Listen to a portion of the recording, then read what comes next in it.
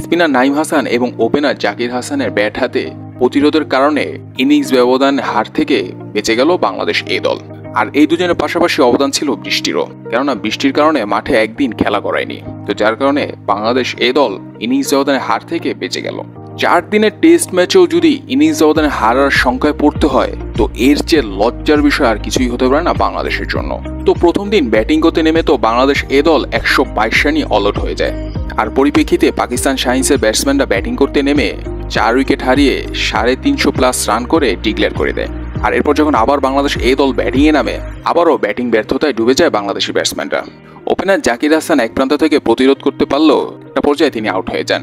এরপর আর তৃতীয় দিন মাঠে খেলাই গড়ায়নি বৃষ্টির কারণে।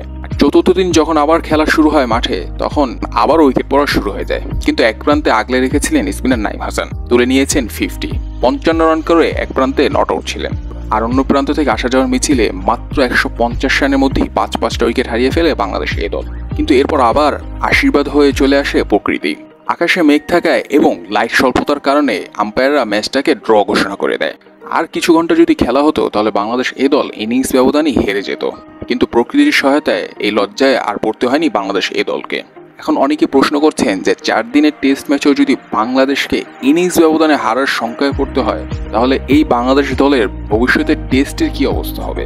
কেননা বাংলাদেশ এ দলের হয়ে এমন কয়েকজন প্লেয়ার খেলেছেন যারা কিনা জাতীয় দলে রেগুলার খেলছেন, এদের অবস্থা এরকম কেন? এরকমটাই প্রশ্ন করছেন অনেকেই।